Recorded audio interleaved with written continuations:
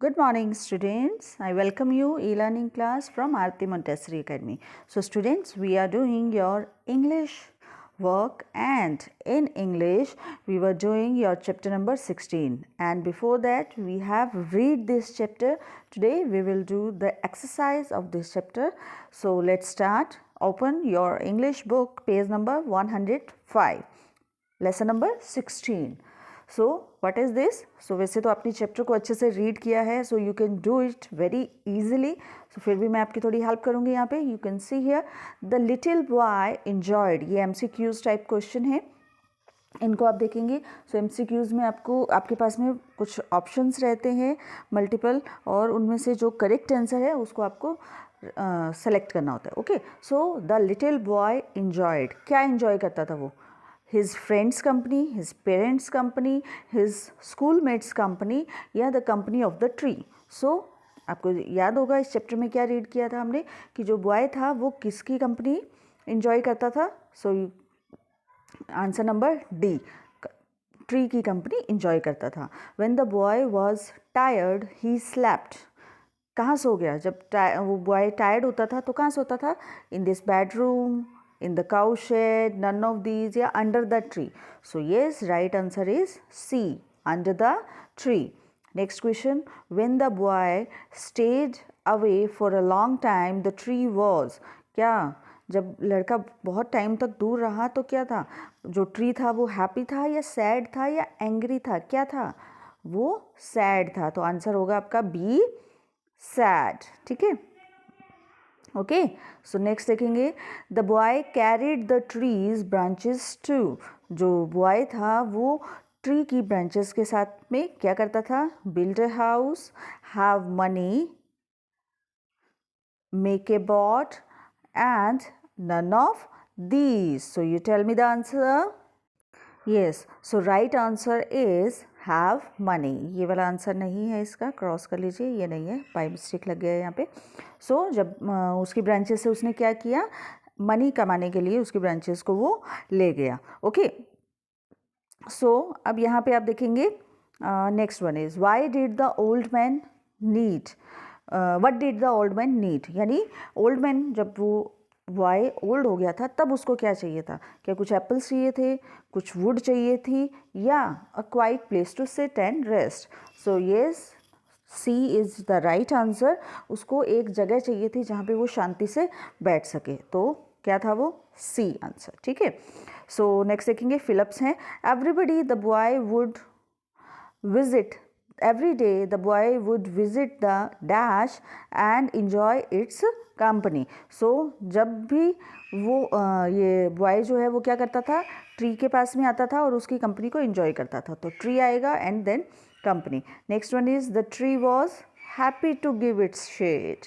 The boy was going on a business trip. Next one is the young man cut the trunk of the tree and sailed away in a boat. ठीक है, boat के अंदर उसको cell कर दिया था. ठीक है. An old stump is good for sitting and resting on. ठीक है, old man stump in good for sitting on resting on. उसके स्टम्प के ऊपर बैठ गया और रेस्ट करने लगा. ओके, नेक्स्ट पेज पे देखेंगे, true false. The boy enjoyed the company of the tree. तो जो बॉय था वो कंपनी इंजॉय करता था ट्री की. True. The tree help the boy earn money. True. The boy needed a house for his wife and children. True. The boy carried away the trunk of the tree and built a house. False. क्योंकि house built नहीं किया था, वो money earn करने के लिए लेके गया था. ठीक है. The young man was going on a pilgrimage. False. वो कहाँ गया था? दूसरी सिटी में चला जाता है मनी अर्न करने के लिए. ठीक है, ये क्वेश्चन आंसर हम कर चुके हैं ऑलरेडी. नेक्स्ट देखेंगे, language development. The children love to sing, make new words and complete the sentences. ठीक है, तो कुछ ये लाउड है. अब इससे क्या है, हमें कुछ न्यू वर्ड्स बनाने हैं जिससे इस सेंटेंस को हम कंप्लीट करें. वर्ड क्या दिया हुआ है? लाउड. अब उससे हमें क्या बनाना है सेंटेंस को कंप्लीट करने के लिए? The children love to sing loud, नहीं, उसको हम बोलते हैं लाउडली, ठीक है। तो किसी चीज़ को हम, कोई जो वर्ब है वो किस तरीके से प्रेजेंट की जा रही है, किस तरीके से हैपन हो रही है, तो उसके साथ में इस तरीके से हम ये कुछ प्रीफिक्स या सफिक्स ऐड कर देते हैं, जिससे कुछ न्यू वर्ड्स बन के आते हैं, ठीक है। So read your lesson silent, no, silently. Throw the ball slow, no, slowly. The tree gave its fruit to the boy happy, no, happily. Do your work neat, neatly. तो किस work को किस तरीके से किया जाए, उसके लिए हम पीछे इस तरीके से ly जब लग जाएगा वर्ब के पीछे तो एक नया वर्ड बन के समझ में आएगा आपको। नेक्स्ट देखेंगे, fill in the blanks with the correct word. My mother went to the market and bought a kilogram of apple या apples. So bought a kilogram of, तो यहाँ पे क्या आएगा, एप्पल आएगा या एप्पल्स आएगा, टेल मी। तो देखेंगे किलोग्राम जब आ रहा है यानी 1 किलो, तो किलो के अंदर एक एप्पल तो नहीं आएगा ना, क्या आएगा, किलो एप्पल्स आएंगे, ठीक है। सो हम एप्पल्स लिखेंगे। फिर अ डजन डैश बनाना या बनानाज, सो अ डजन एक दर्जन यानी 12 बनाना, तो बनाना आएंगे या बनानाज, ठीक है। एंड अ डजन ऑरेंज या ऑरेंजेस, तो जैसे बनानाज आए वैसे ऑरेंजेस आएंगे, ठीक है। I love oranges, so I ate an orange या oranges, so you can see here I ate an, an यानी ए एन, एक है ना, तो एन है तो यानी ऑरेंज खाया। अगर आई एट ऑरेंजेस, अगर एक से ज़्यादा खाए होते तो ना तो यहाँ पे एन लगा होता ना ए लगा होता डेफिनेटली, तो क्या खाए, ऑरेंजेस अगर खाए होते तो यहाँ पे एन नहीं लगा होता। तो अगर एन नहीं लगा होता तो हम ऑरेंजेस लिखते या वहाँ पे नंबर लिखा होता।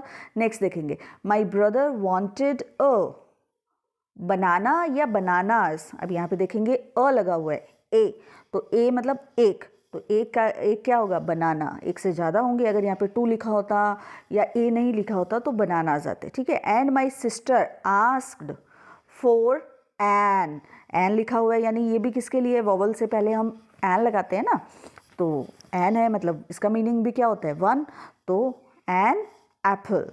Next one is a tree has 1, 1 मतलब एक, तो 1 है तो ट्रंक आएगा या ट्रंक्स आएगा, ट्रंक आएगा, ठीक है। बट मैनी डैश ब्रांच या ब्रांचेस, अब मैनी का मतलब मैनी यानी बहुत सारी, एक से ज़्यादा है ना, तो मैनी आएगा तो ब्रांचेस, तो आपको सिंगुलर और प्लूरल का यूज़ करना आना चाहिए, ठीक है। नेक्स्ट देखेंगे, अ डैश ब्रांच या ब्रांचेस, अब अ है यानी 1, तो 1 होगा तो हम क्या लगाएंगे, branch. Has a number of leaf या लीव्स, अ नंबर ऑफ यानी कुछ का मतलब ज़्यादा, एक से ज़्यादा, तो लीव्स आएगा, ठीक है, अ नंबर ऑफ लीव्स, ठीक है।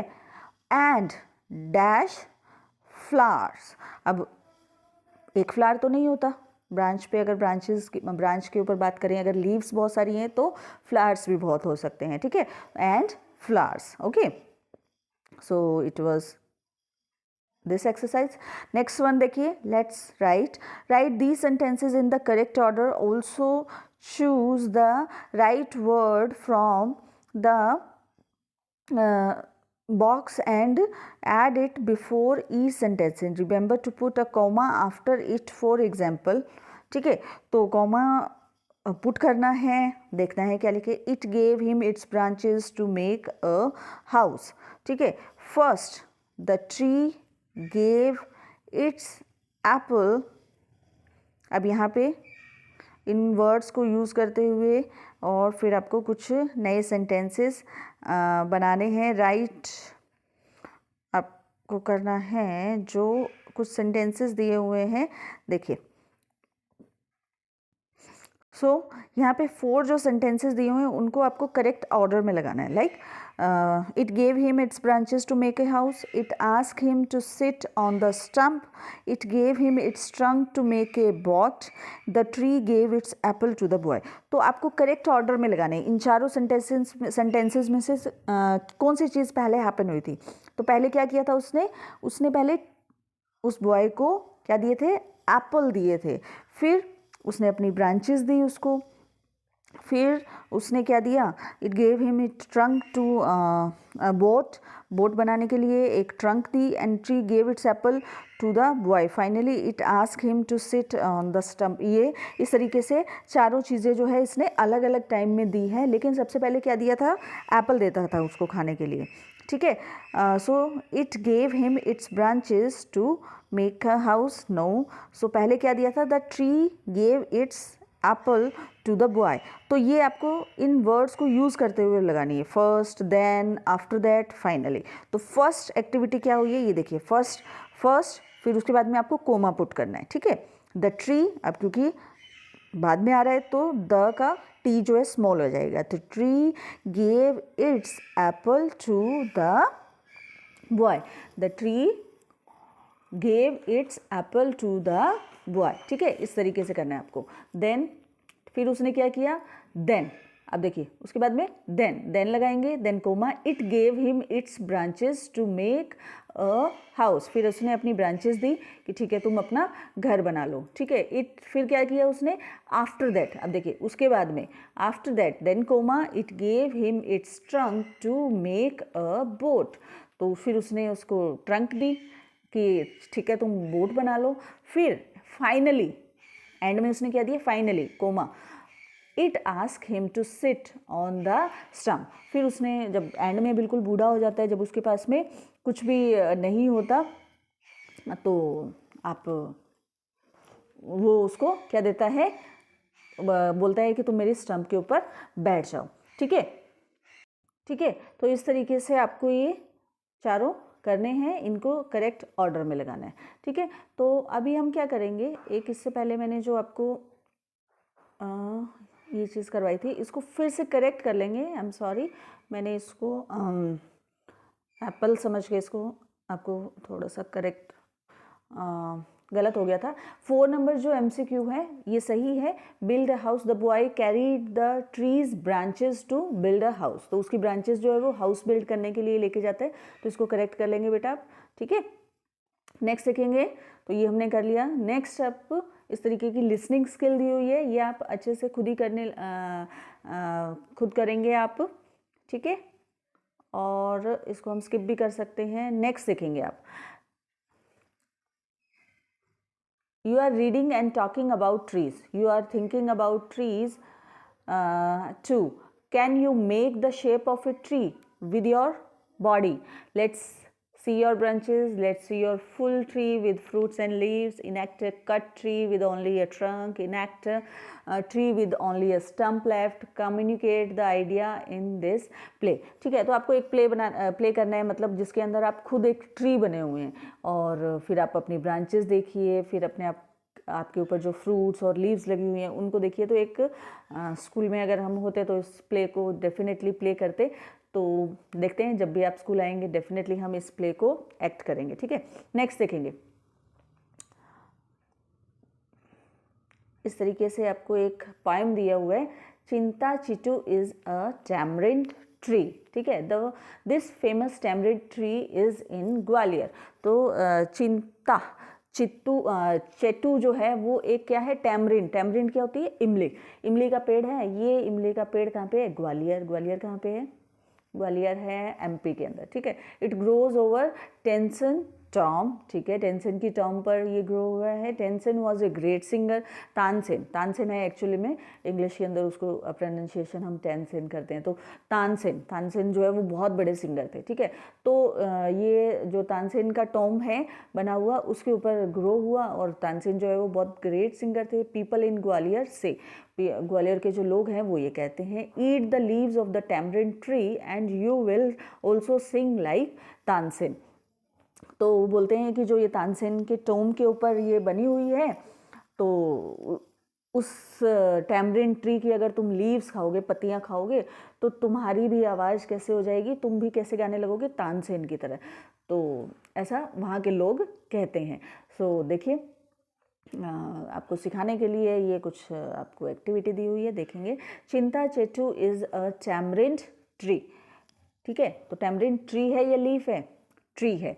This famous tree is in Gwalior. Tansen was a great singer. The tamarind tree grows over Tansen tomb. Eat the leaves in the tamarind tree and you will sing like Tansen. तो बिल्कुल simple है, क्योंकि as it is ये इन lines के अंदर से ही आपको fill up निकाल के दे दिया है, तो you can definitely do it.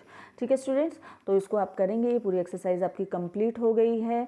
I hope you enjoyed, you like this video. तो ये पूरी एक्सरसाइज, ये पूरा चैप्टर आपका कंप्लीट हो गया है।